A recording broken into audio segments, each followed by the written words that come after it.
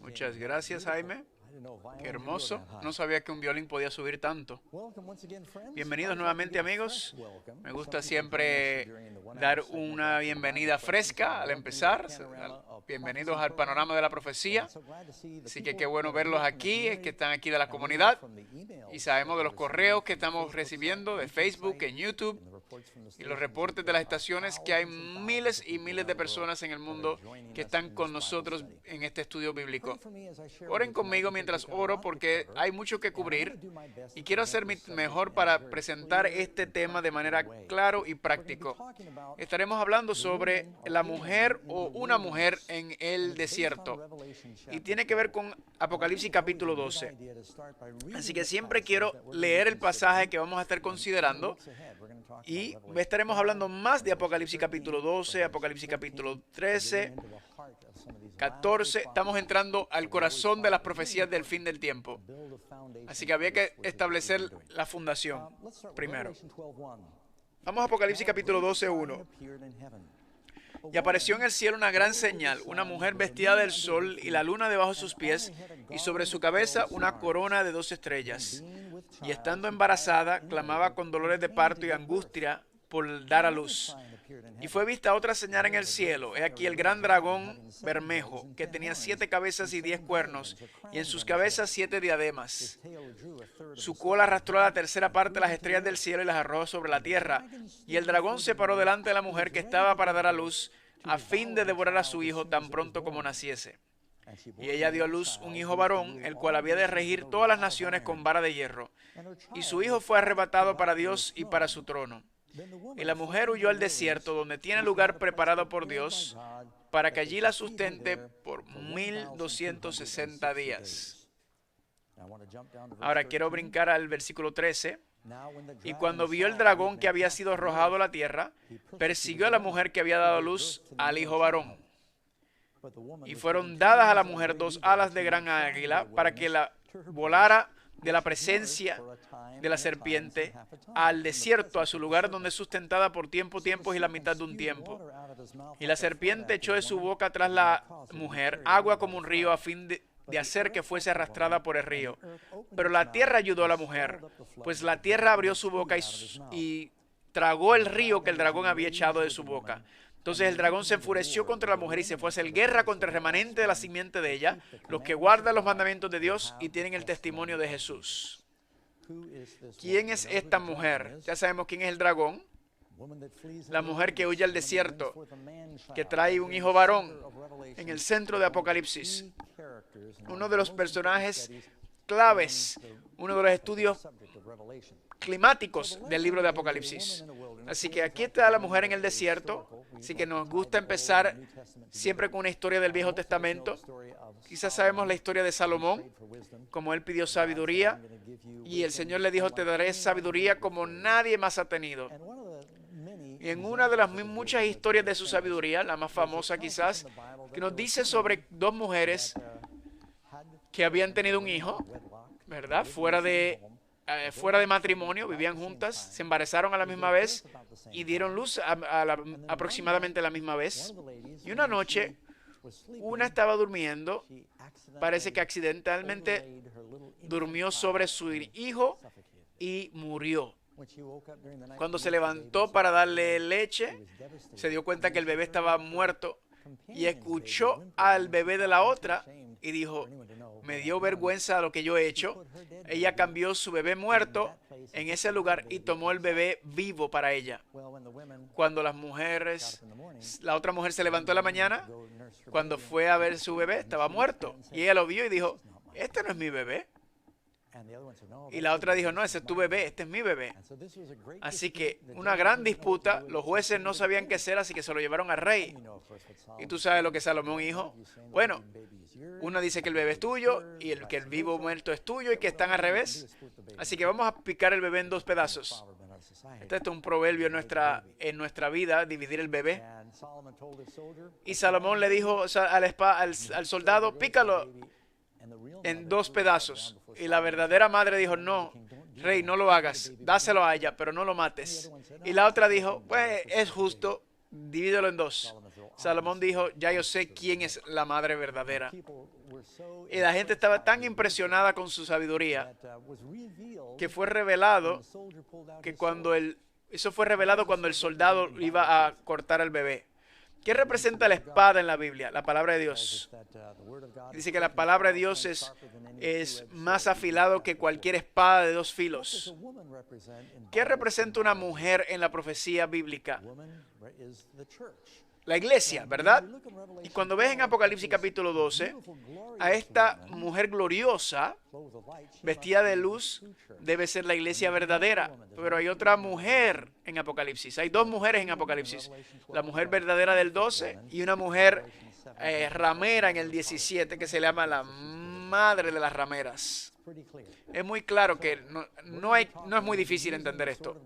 Así que vamos a utilizar la palabra de Dios para identificar cuál es la iglesia verdadera. En un mundo donde tenemos cientos y miles de iglesias diferentes. Aunque sé que hay muchos cristianos sinceros en todas las iglesias y ninguna denominación tiene la patente de la salvación. Y aunque esto es verdad que hay pueblo de Dios en todos los lugares y Dios va a unir su iglesia en el tiempo final para la llegada del Señor. Vamos a ir a la calle a ver qué piensa la gente sobre las divisiones en la iglesia. Me cuesta creer que hay una religión verdadera.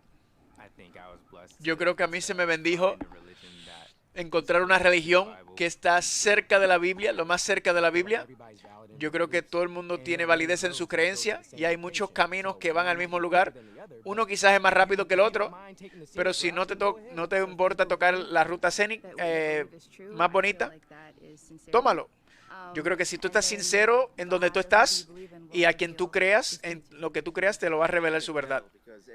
Quizás no se puede decir porque todos nacimos en una familia criada en una cultura o en una religión diferente, así que es difícil decirse. Así que tienes que vivir de acuerdo con lo que vivieron, con lo que te enseñaron.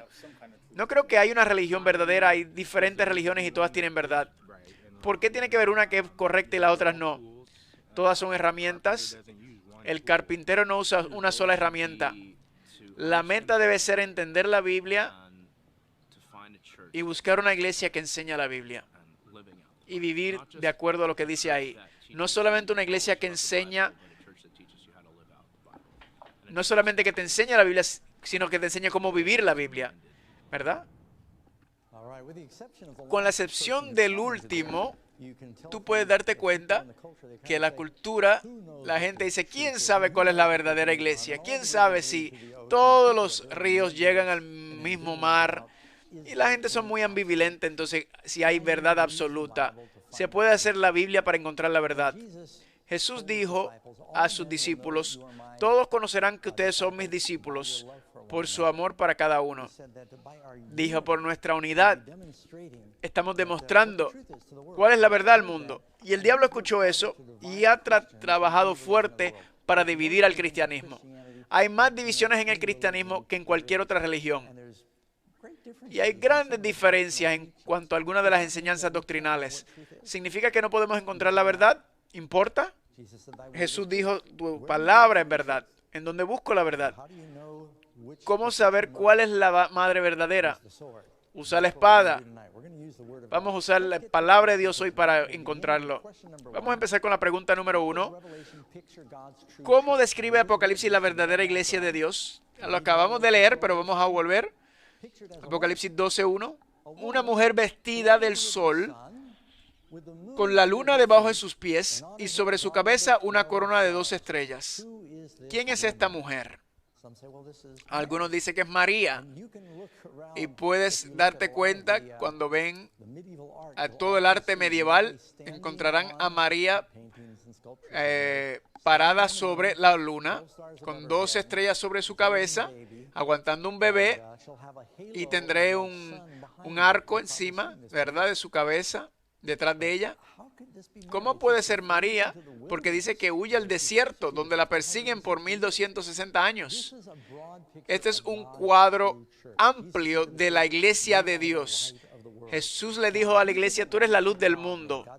Así que el Dios usó la luna, el sol, la estrella. Esta es la luz de Dios.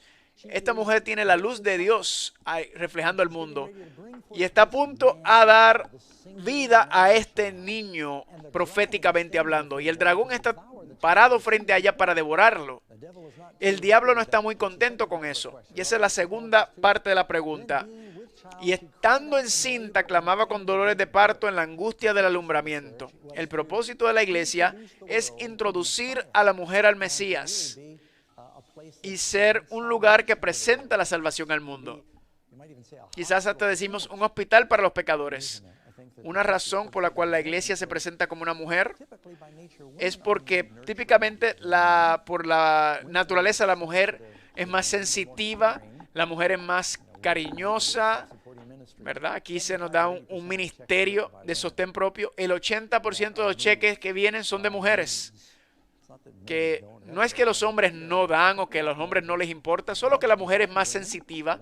Dios creó a la mujer de una manera, por ejemplo, para traer niños, para nutrir a los niños, para tener ese toque maternal. Y esto es lo que la iglesia debería hacer en el mundo. Traer a las personas a Cristo y multiplicar el reino para Dios. Esta mujer está parada sobre la luna. ¿Qué representa la luna? Es las promesas del Viejo Testamento que soportan o apoyan el Nuevo Testamento, que es Jesús. Jesús es la luz del mundo. En Malaquías 4 dice, el sol de justicia se levantará. Y no es sol, él no es sol de sol en inglés, sino del Hijo, ¿verdad? Está hablando de la luz de la gloria de Dios en Cristo. El número 12, 12 estrellas, ¿qué representan? Es el número de la iglesia. ¿Cuántos apóstoles en el Nuevo Testamento? ¿Cuántos patriarcas en el 12? En el Viejo Testamento, 12. 12 jueces. También habían en el Nuevo Testamento 12 apóstoles judíos y luego Éfesos. Pablo va a Éfeso y bautiza 12 gentiles. Número interesante. Nueva Jerusalén, 12 puertas, 12 fundaciones, árbol de la vida, 12 frutos al año, 12 veces al año.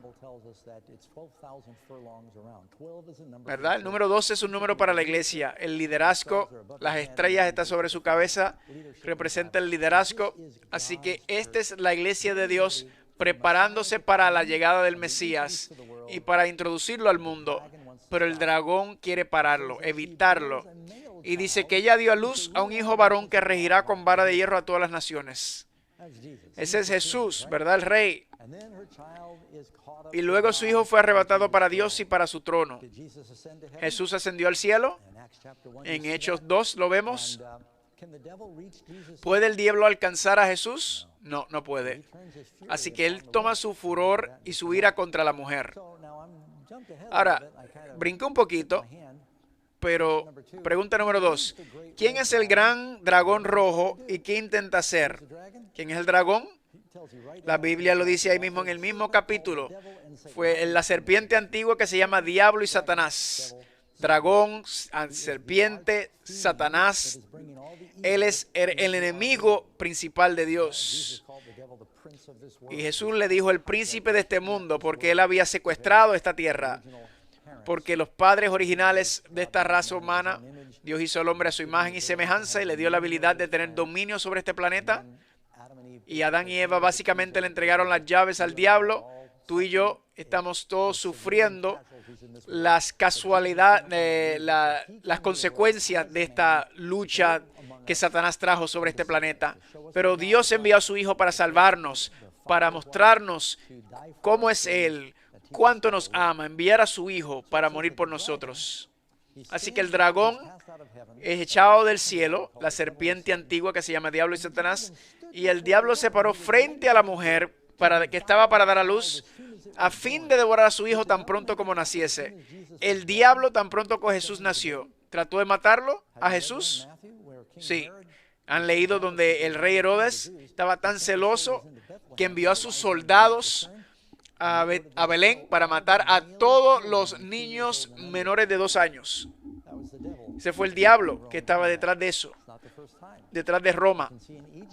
En Egipto también El diablo pensaba que vendría un salvador para liberar a Israel y que iba a ser un niño judío. Así que tomó al faraón.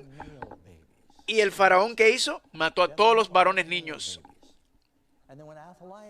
Y cuando vino Atalía y se hizo reina de Judá, el diablo también sabía que por la simiente de David, así que fue a matar a todos los descendientes de David, todos los varones.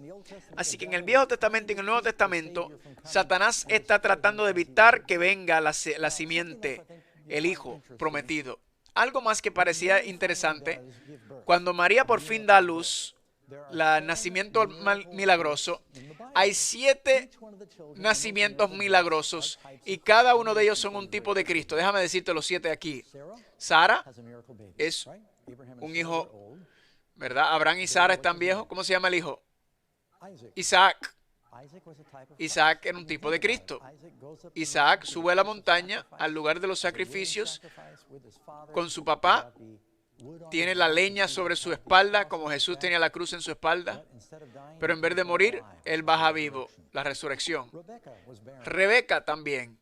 Y la Biblia dice que Isaac coró y tuvo gemelos, y tuvo Esaú y Jacob. Y Jacob es un tipo de Cristo.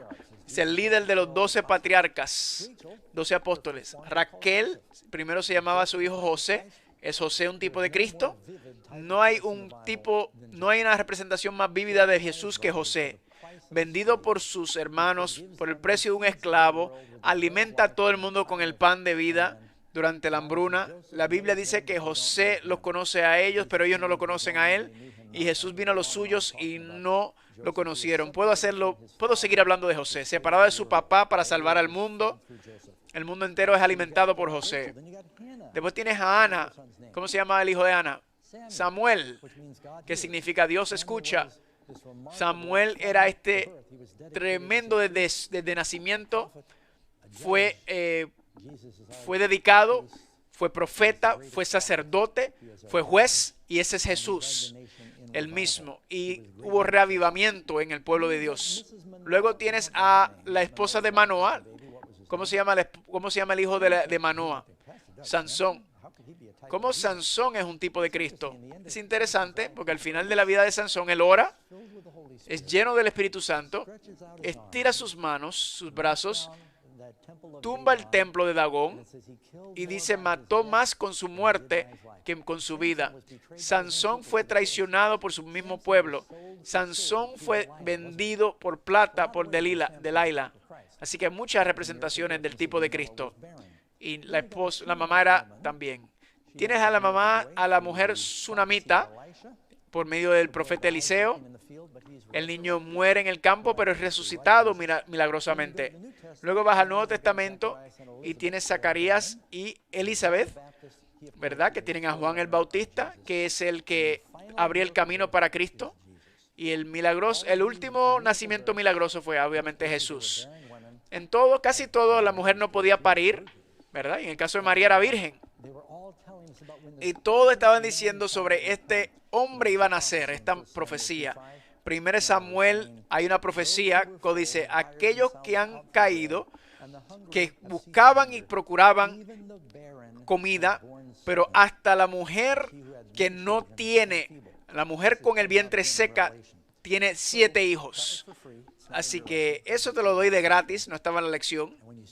Cuando ven todas estas historias en la Biblia y todos apuntan a Cristo. Pregunta número 3.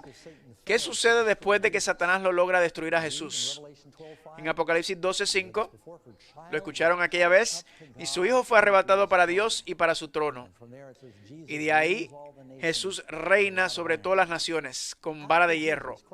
Pregunta 4. Después de que Jesús fue arrebatado al cielo, ¿qué hizo Satanás a la iglesia? Nos dice en Apocalipsis capítulo 12:13, cuando vio el dragón que había sido arrojado a la tierra, no puede alcanzar a Jesús, pero quiere lastimar a Jesús. Dice, persiguió a la mujer que había dado luz al hijo varón. ¿Quién es esta mujer? La iglesia. Ella tiene luz. Vas a Apocalipsis capítulo 17 y dice, la mujer está utilizando oro y plata y prendas. No está hablando de la luz de Dios, sino la mujer de Apocalipsis 17 tiene luz artificial. El diablo entonces ha tomado su ira por medio de esta mujer sobre la iglesia. Pregunta, cuando Jesús ascendió al cielo y derramó su Espíritu Santo, ¿qué pasó con el cristianismo? Empezó a regarse como fuego el cristianismo por todo el Imperio Romano. Y hasta en el tiempo de Pablo dice que el Evangelio se ha predicado a toda criatura. Y mientras más trataban de perseguir a los cristianos, más seguía regándose el cristianismo. Y quizás saben como los diferentes César, donde dijeron que la religión prohibida era el cristianismo. Y se echaron los cristianos a los coliseos, a los leones, y Nerón los quemaba. Pero mientras más los perseguía, más crecía la iglesia. Así que el diablo dijo, esto no está funcionando. Así que cambió de plan. El plan original era destruir a todos los cristianos, pero seguían regándose. Y Satanás dijo, tengo que buscar otra manera. Voy a tratar de destruir a la iglesia desde adentro.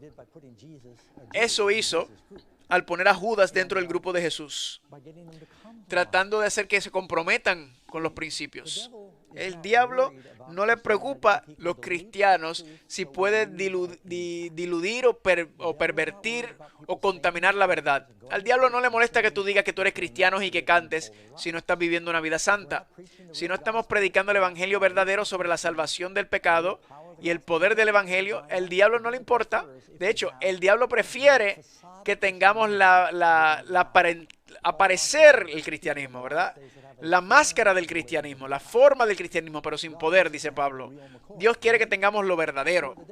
Así que el diablo lo que hace es que entra a la iglesia y por medio de Constantino era un político muy astuto, dijo, los cristianos no están lastimando a nadie. Todo esto sobre Nerón, de que los cristianos eran caníbales, porque había escuchado que ellos decían que comían la carne y la sangre de Jesús, que claro, no hay ningún canibalismo ahí.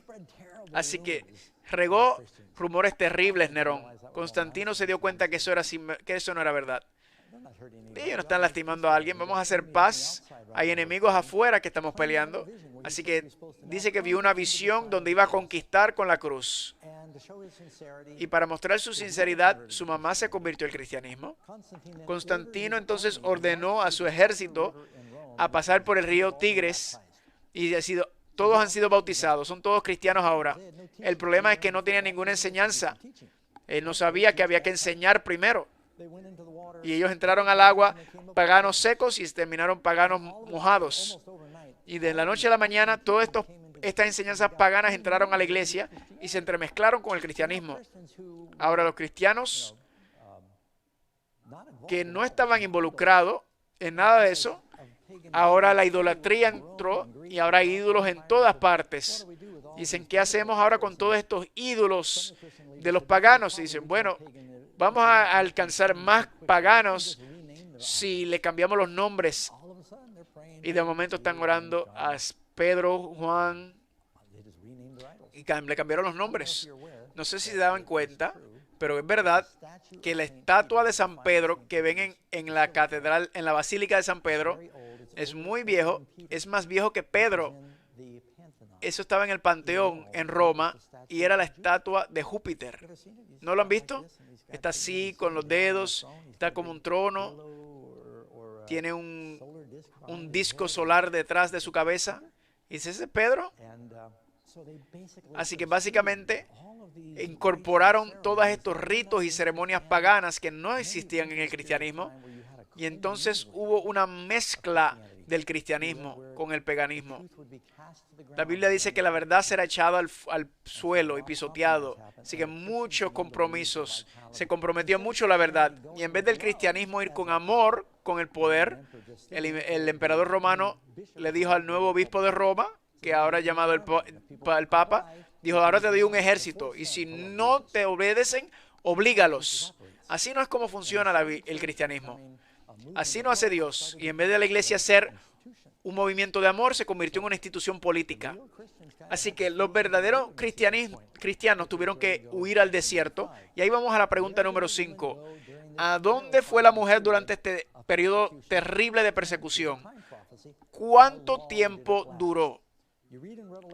Vemos en Apocalipsis capítulo 12:6, y la mujer huyó al desierto, donde tiene lugar preparada por Dios, para que allí la sustente por 1260 días. Vamos a hablar primero del desierto. Cuando Elías estaba siendo perseguido por los profetas y por Jezabel, ¿a dónde se fue Elías? Al desierto. ¿Cuánto tiempo estuvo ahí? 1260 días. Son 3 años y medio. También usa el periodo de tiempo de 42 meses. El pueblo de Dios lo llevó al desierto. Cuando salieron de la esclavitud de Egipto, encontrarás ese periodo de tiempo de 1260 días, 3 años y medio, 42 meses, y para que sepan, en el calendario hebreo hay 30 días en un mes. No usan el calendario nuestro. 42 meses, suma 1260, 3 años y medio, 1260. ¿Cuánto tiempo enseñó Jesús? 1260 días. Representa un tiempo de persecución normalmente. Y efectivamente a Jesús lo mataron al final. Después de Jesús hasta Esteban, 3 años y medio también, 1260 días. También pueden ver que al final de ese periodo de tiempo hay un gran enfrentamiento entre el bien y el mal. Durante 1260 días de Elías, en el tiempo de Elías, hubo persecución. Donde tuviste la iglesia, Jezabel estaba poniendo la adoración de Baal, la estaba mezclando con la religión de los hebreos. Y ella se casó con Ahab, que es la mujer o la religión casándose con el Estado. Y después de esos 1260 días, Elías tuvo que huir, ¿verdad? Estoy asumiendo que ustedes conocen esta historia. Elías va al desierto y era protegido. Así que Dios tuvo que proteger a su iglesia nuevamente durante ese tiempo. No estamos hablando ahora de tiempo literal, que representa un día profético. No estamos hablando de un día literal, estamos hablando de un año literal. No son 1260 días, son 1260 años. Desde el 538. ¿Qué pasó en el 538? El mismo año que Justiniano le entregó su ejército al obispo de Roma, conocido como el Papa, le dio el poder político. Él se fue a Constantinopla y hasta ese momento, hasta que vino Napoleón en el 1798, la iglesia de Roma, ¿verdad?, dominó la política y se convirtió en una institución perseguidora y política, y los cristianos genuinos tenían que literalmente irse a esconder, muchos al desierto, al norte de África, a las montañas de Europa y los valdenses, muchos grupos, y literalmente huyeron al desierto para huir de la persecución que estaba ocurriendo en las grandes ciudades. Así que esto literalmente ocurrió, una combinación de iglesia y Estado que empezó a perseguir. 538 al 1798, ¿qué ocurrió en ese año?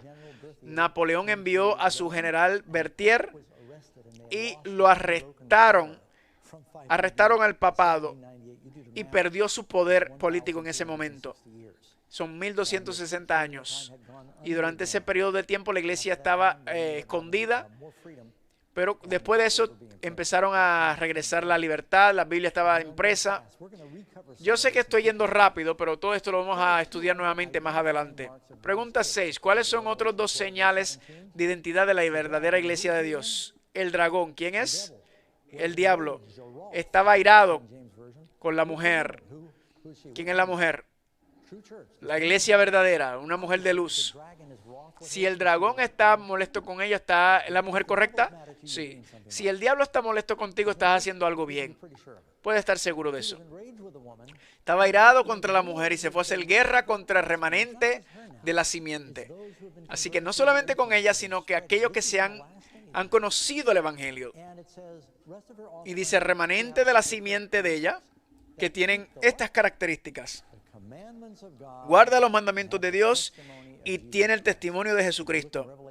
Si ven en Apocalipsis capítulo 12, 17, del 19, 12, dice que el testimonio de Jesús es el espíritu de profecía. ¿Qué es la ley y los profetas? Dice en Malaquías 4, acordado de la ley de Moisés, y aquí que os envió el profeta Elías. Así que Elías, el espíritu de profeta, testimonio de Jesús, Moisés, la ley de Dios. Esta mujer tiene la palabra de Dios y Satanás está molesto con ella. Así que vamos a descansar un momento. Voy a dar un pequeño discurso y vamos a apartarnos de la lección para que vean el cuadro grande. El cristianismo es sumamente dividido. ¿Creen que esa es la voluntad de Dios? Jesús viene para una iglesia fragmentada o una iglesia victoriosa, viva y vibrante. Algo tiene que ocurrir antes de que Él regrese. Tiene que haber una transición grande.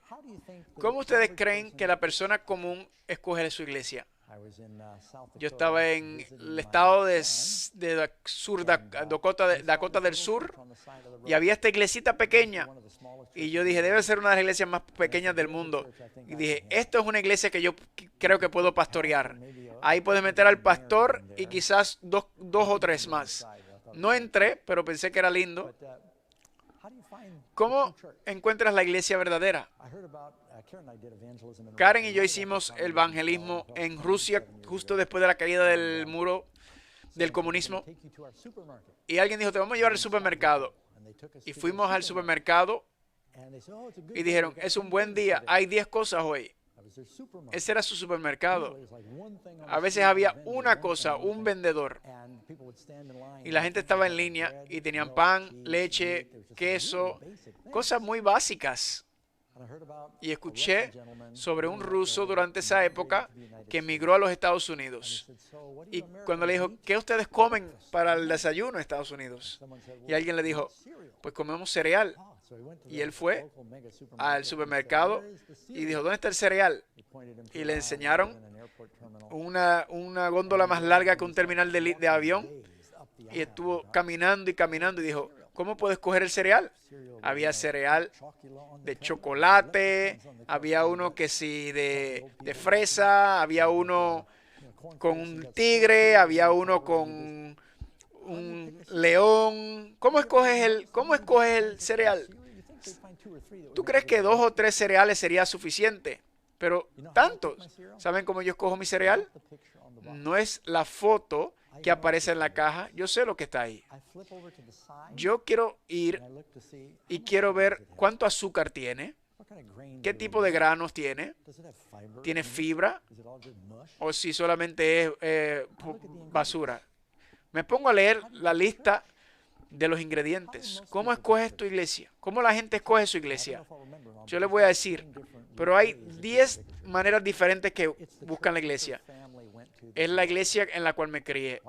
¿Por qué vas a esa iglesia? Porque mi familia está ahí. Así nacimos, así me moriré. No importa si está bien o mal, esto es lo que mi familia hizo, esto es lo que yo voy a hacer. Van a la iglesia que está más cerca de su casa. Eso es bueno tener la iglesia cerca. Van a la iglesia porque el pastor es guapo. Y yo sé por eso que ustedes están todos aquí. ¿Por qué se ríen? Pero es verdad, la gente lo dice por el pastor. Algunos por la música. ¿Por qué vas ahí? Oh, el órgano, me gusta. El coro, quiero estar en el coro. Tienen un coro. ¿Qué creen? No sé, pero me gusta el coro. Le preguntas a la persona promedio, ¿qué enseña tu iglesia? Bueno, creemos como nuestro pastor. ¿Y qué cree tu pastor? Él cree como nosotros. ¿Y qué tú y tu pastor creen? Lo mismo. La gente no conoce de qué enseñan. Algunos dicen porque aquí es la iglesia que ve a la gente importante. Si quieres tener buenas conexiones, ve a esta iglesia. Yo entendí que por generaciones en Washington, D.C., que varios presidentes iban a diferentes iglesias y empezaban a ir, llamaban a la iglesia a decir, ¿el presidente va a ir esta semana? ¿Quieren estar ahí cuando va el presidente? Escuché un pastor una vez, creo que fue cuando era George Bush, que iba a la iglesia metodista y siempre querían saber cuándo iba a venir el presidente. Dicen, el presidente viene, no sé, le decía el pastor, pero Dios estará aquí. Si eso importa. O escogen una iglesia por el edificio, la arquitectura. ¿Por qué vas a esa iglesia? Es que los vidrios es tan moderno, es tan limpio. Eso es bueno, pero ¿por qué vas a la iglesia? Porque la gente son muy buenas, son muy amigables. No sé, pero son amigables la gente. O tienen un tipo de adoración excitante. Estas son las razones que la gente escoge. Ahora, todas esas cosas no son malas en sí. Qué bueno que puedes ir a la iglesia que va tu familia, si la música es buena. No quieres que sea, ¿verdad?, como un zoológico, que tengan un buen programa de niños, si el pastor te puede mantener despierto, si está cerca de la casa, en un edificio moderno, limpio. Eso es bueno, pero nada de esas cosas es la razón principal, pero ninguna de esas es la verdadera. La única razón por la cual tú deberías buscar una iglesia es porque las enseñanzas de esa iglesia son las enseñanzas de Cristo. Lee y busca qué creen ellos. No te dejes llevar por lo que está en la portada. Hoy en día muchos pastores quieren saber qué es lo que quiere la gente para yo crear una iglesia para poder satisfacer las necesidades de las personas de mi comunidad. Y eso es, en vez de crear una iglesia para alcanzar a la gente, Dios no quiere una iglesia que cambie a la cultura, porque la cultura nuestra está enferma. Dios quiere una iglesia que cambie la cultura, porque se mantienen en la verdad. Así que cuando quieres saber a qué iglesia yo voy, escoge cuidadosamente y asegúrate que va con la Biblia. Ahora, ¿tiene sentido eso? Ahora, con eso como fundación, ¿cómo encontramos esta mujer en los últimos días? ¿Cómo Salomón sabía quién era la madre? Usa la espada. Busca la verdad por la palabra. ¿Cómo Jesús dijo que mostraríamos nuestro amor por Él? ¿Que brinquemos y saltemos? No. Dijo, si me amas, guarda mis mandamientos. Y luego ves en 1 de Juan 5:3, porque este es el amor de Dios, que guardamos sus mandamientos. Dios quiere que seamos obedientes. Y esto es uno de los criterios. La iglesia estará enseñando la palabra de Dios y la ley de Dios. Porque ¿cómo sabes que necesitas un Salvador a menos que estés salvo del pecado? Cuando entiendes el amor de Dios por medio de la ley de Dios, se convierte en una iglesia amorosa, porque te ha perdonado tus pecados. Escuché un hecho asombroso una vez sobre esta embarcación allá en los 1800, llamada la Octavia. Era un bote perdido, así entre medio del mar, y un barco llegó para buscar. Se llamaba el barco el Octavio, y dijeron que había sido abandonado. Era tan y tan frío que se dieron cuenta que estaba congelado la tribulación. Era ya en el Antártica. Estaban todos congelados, aún todavía parados. Habían sido sorprendidos por una tormenta de frío, que el capitán todavía estaba sentado en su escritorio escribiendo en su libreta. Y fue 13 años antes. Así que esa embarcación llevaba 13 años en el Ártico. Todos ellos en su misma posición, congelados. Y te preguntas, ¿cuántas iglesias hay en el mundo donde todo el mundo está siguiendo lo que ellos creen y están congelados en la fe? Jesús dijo que en el tiempo final el amor se enfriará. Así que esto es lo que estamos viendo en la iglesia. No hay vida, están congelados. La iglesia de Dios tendrá vida en los últimos días. Número 8. ¿Qué 3 mensajes angélicos predicará la iglesia de Dios en los últimos tiempos? Ahora, cuando regresamos a la Biblia, vamos a hacer varios versículos, pero vamos a buscar la Biblia. Apocalipsis capítulo 14. Quiero que noten, si ven en Apocalipsis 14, van a ver que dice en Apocalipsis 14:14, miré he aquí una nube blanca, y sobre la nube uno sentado semejante al Hijo del Hombre, que tenía en su cabeza una corona de oro y en su mano una hoz aguda.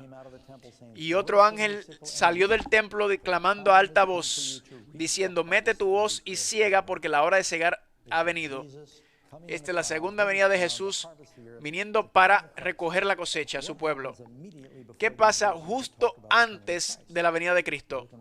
Ven en Apocalipsis capítulo 14, versículo 6. Tiene el mensaje de los 3 ángeles que va al mundo entero.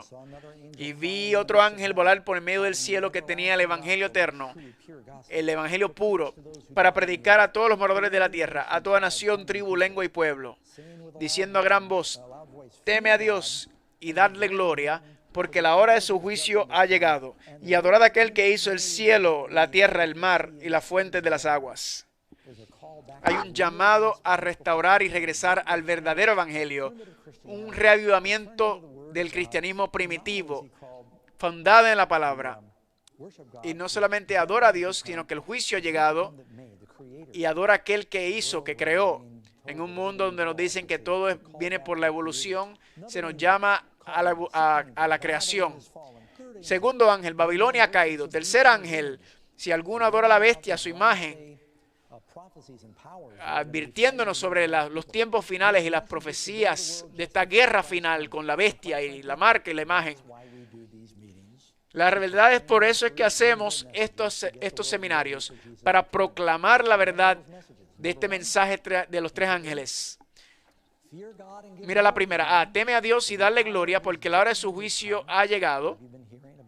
¿Has escuchado sobre la hora del juicio? Que estamos en los últimos fases de la historia del mundo. La iglesia de Odisea, la última iglesia. El juicio comienza con la casa de Dios.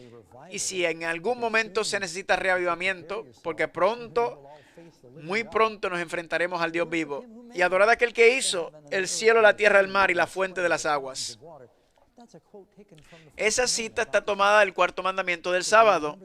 Así que nos acordamos del sábado porque Él es nuestro creador. Es recordar que Dios es nuestro creador. Segundo ángel. Ha caído Babilonia.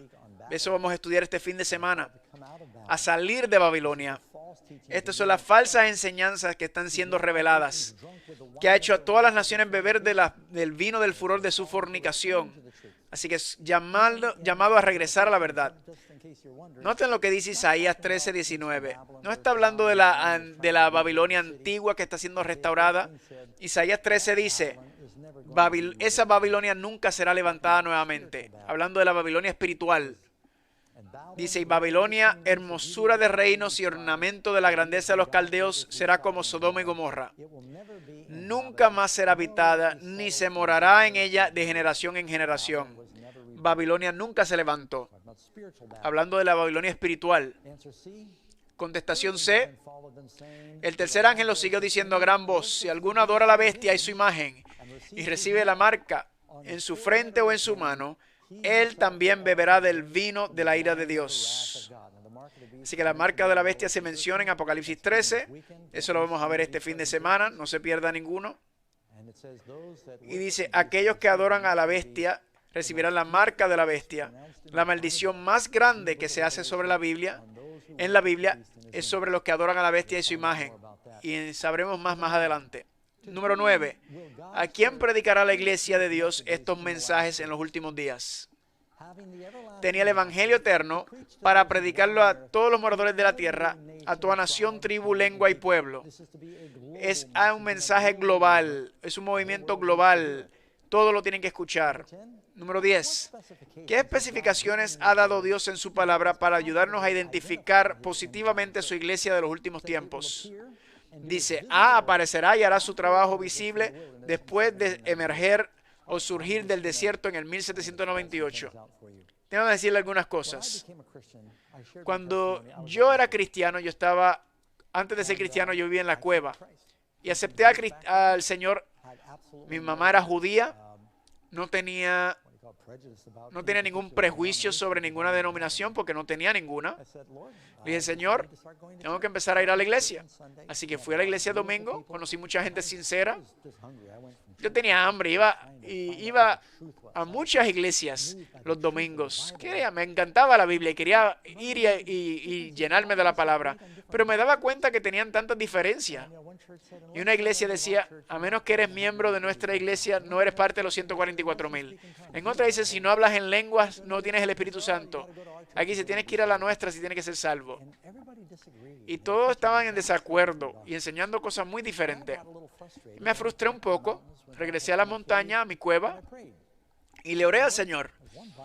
Señor, hay una Biblia, un Jesús, debe haber una verdad.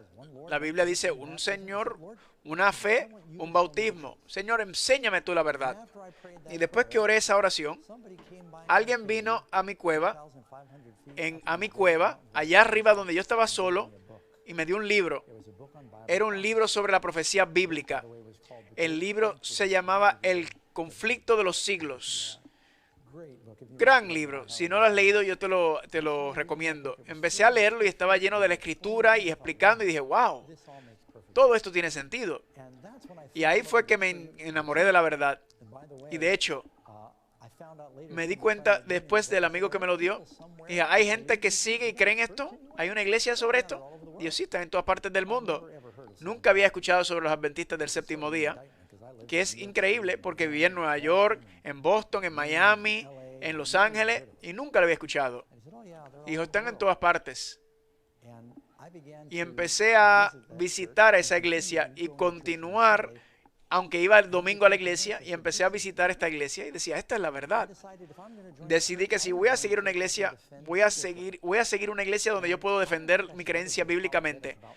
No debo yo poder pararme frente a ustedes y decir, yo les voy a mostrar lo que dice la Biblia y ustedes creen y siguen lo que dice la Biblia. Eso es lo que yo quiero hacer. Así que este movimiento de la Iglesia Adventista del Séptimo Día empezó aproximadamente en el 1844. Se estableció como en el 1863, pero en el 1844 había un movimiento estudiando la Biblia, creyendo que Cristo regresaría, bautistas, presbiterianos, católicos, metodistas. Vamos a poner al lado nuestras diferencias. Vamos a abrir la Biblia y qué dice la Biblia. Y desde esa infancia de estudiar la Biblia con una mente amplia, se ha convertido en la iglesia protestante más grande, una de las más grandes, con 20 millones en el mundo, porque la gente está regresando a la verdad. Ahora, yo reconozco que hay muchos sinceros en todas las iglesias, pero hay una razón por la cual la gente cree lo que cree. Esta iglesia cumplió con ese criterio de surgir después del 1798. Más adelante vamos a hablar de Estados Unidos en la profecía. Va a dar la misma verdad que enseñaron los apóstoles y todas las enseñanzas estarán de acuerdo con la Biblia. C. Guardarán los 10 mandamientos, incluyendo el sábado bíblico. No 9 mandamientos, 10 mandamientos. Toda la ley de Dios. D. Tendrá el espíritu de profecía. Dice que la iglesia guarda los mandamientos y tiene el testimonio de Jesús. Y ese es el espíritu de profecía. Proclamará a viva voz los 3 mensajes de Dios para el fin de los tiempos, lo que estamos haciendo ahora. Será un movimiento mundial. Hay aproximadamente 209 países en el mundo. Pues, no se sabe con exactitud porque algunas no se sabe si es una iglesia. La iglesia adventista está en 185 de casi de 200. Enseñará el evangelio eterno, que es la salvación solo a través de Jesucristo. Creemos, no eres salvo guardando la ley, más que otras iglesias, que eres salvo por guardando el mandamiento que dice no robarás. Solo que el sábado es uno de ellos. Pero creemos que somos salvos por fe en Cristo, por su gracia, en fe, en Cristo solo. Ahora Jesús te da estos 7 puntos de identificación profética y luego dice, ve y encuentra mi iglesia. ¿Qué promete Él con respecto a tu búsqueda? ¿Qué dice la Biblia? ¿Qué dice Jesús? Busca y hallaréis. Ahora, ¿dónde buscamos? En la palabra de Dios. ¿Cuántas organizaciones religiosas del mundo se ajustan a estos 7 puntos? Cuando empiezas a buscar y empiezas a enfocarte en lo que dice la Biblia, puedes eliminar muchas iglesias. Si dices, esa iglesia enseña que te mueres y vas al infierno o al cielo antes de la resurrección. ¿Sabes cuántas iglesias enseñan eso? Esa iglesia enseña que el infierno es un tormento eterno. Eso elimina a muchas iglesias. Estas son las doctrinas de Babilonia que no están en la Biblia. La Biblia dice que un Señor, una fe, un bautismo. Esta idea de que todos los ríos llegan al mismo océano no es verdad. No aceptamos eso en ninguna otra parte de nuestra vida. Si estás en programar en computadoras, cirugía, medicina, la gente dice, no importa si eso es una regla de 12 pulgadas. No, eso no es así. Todo tiene que ver con la verdad absoluta. Pero cuando viene la religión, la gente dice, ¿qué importa? Y aquí estamos bregando con la eternidad. Hay una verdad. Y Jesús dijo, la verdad os hará libre. Tenemos que saber qué es eso. Número 13. Muchas denominaciones se llaman a sí mismos cristianas. ¿Los convierte eso en la iglesia verdadera? Ves en Isaías 4:1. Y echarán mano de un hombre 7 mujeres en aquel tiempo, diciendo, nosotros comeremos de nuestro pan y nos vestiremos de nuestra ropa. Solamente permítenos llevar tu nombre. Quita nuestro oprobio. 7, un número de totalidad y perfección. Así que apostasía total. Todas estas mujeres, ¿qué representa la mujer? Una iglesia. Y dice, comeremos nuestro pan. ¿Qué es el pan? La palabra de Dios. Tendremos nuestra propia interpretación. Y tendremos nuestra propia ropa, no la de ustedes. Está hablando de la justicia de Cristo. Pero queremos tu nombre. El nombre de Jesús. Cristiano. Para quitar nuestro oprobio. Porque la Biblia dice que no hay ningún otro nombre bajo el sol que no sea el de Jesús para ser salvo. Todas estas iglesias haciendo su propio estilo de religión, la Biblia es muy clara cuál es la verdad. Pregunta número 14. Una vez una persona descubre la verdadera iglesia de Dios, ¿es necesario hacerse miembro? La Biblia nos dice en Hechos capítulo 2:47, y el Señor añadía cada día a la iglesia los que habían de ser salvos. ¿Importa? O estás conmigo o estás en contra de mí, dice Cristo. Y hay gente que dice, yo voy a ser seguidor de Jesús. Pregunta 15. ¿Cuántas vías de escape había en la época de Noé? ¿Cuántas arcas habían? Por fe, Noé preparó 23 arcas. Preparó el arca, un arca y una puerta en que su casa se salvase. Número 16. Dado que hay cristianos fieles en otras iglesias, recuerden, no digan que el pastor diga que aquí solo hay salvación. ¿Hay gente buena en diferentes iglesias? Sí, pero las cosas irán cambiando en los últimos días. Como tiene otras personas y fieles, y solamente hay una iglesia remanente, la iglesia final del tiempo final, ¿qué pasará con estos cristianos sinceros? ¿Qué dice Jesús? Juan 10:16. Tengo también otras ovejas que no son de este redil. Aquellos también debo traer. Y oirán mi voz. Y habrá un rebaño y un pastor. ¿Qué va a pasar? Él dice, voy a traerlos todos juntos. Va a haber un zarandeo en el tiempo final. Hay mucha polarización en las iglesias, en la política, en los asuntos raciales, en asuntos políticos. Hay división en todo. Y hay división en el cristianismo y va a empeorar. Y va a haber un zarandeo en la iglesia. Y aquellos que quieren seguir a Jesús van a tener que irse a un lugar. Y otro grupo va a ir en otra dirección. Uno tendrá el sello, otro tendrá la marca, otro será la esposa verdadera, otra será Babilonia. Y así es como las cosas se están haciendo ahora. Y no creo que es accidente que tú estás aquí escuchando esto. Yo creo que Dios quiere que tú creas que tú seas su hijo y tienes que leer los ingredientes. No digas, bueno, yo creo que lo que yo siento y todos son lo mismo. Tu única seguridad será la palabra de Dios. Ahora, quiero darte la oportunidad para hacer tu decisión en esta noche. Voy a pedir a nuestros ujieres, queremos darte una tarjeta. Una tarjeta de decisión. Queremos que tomes una decisión por lo que has escuchado esta noche. Porque queremos que tomes una decisión. Vamos a escuchar a John Lomaken y Kelly va a tocar. Voy a leer estas preguntas. Ellos estarán cantando mientras tú tomas tus decisiones. Por favor, escribe tu nombre en tu tarjeta. ¿De qué vale predicar el evangelio si no le damos la oportunidad a ellos de responder? Voy a decir cuál es la pregunta. Pregunta número 1. He aceptado a Jesús como mi Salvador. y deseo seguirlo a donde Él me envía. Espero que digan que sí, todos. Pregunta número 2. Yo veo de la Biblia que Dios tiene una iglesia remanente en los últimos días. La Biblia dice que Él llama un remanente. Pregunta número 3. Yo deseo adorarlo en espíritu y en verdad, y me gustaría unirme a la iglesia movimiento, la iglesia de Dios remanente. Y la última, todavía tengo preguntas sobre este tema y me gustaría hablar con un pastor. Quizás quiere estudiar el tema más profundamente.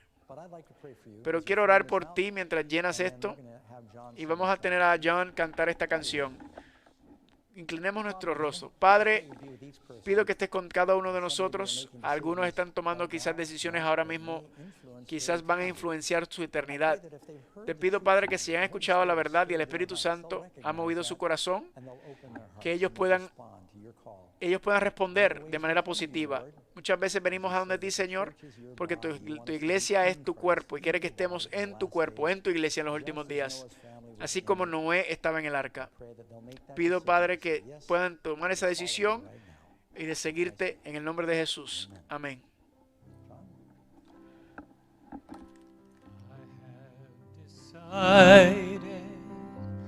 To follow Jesus, I have decided to follow Jesus.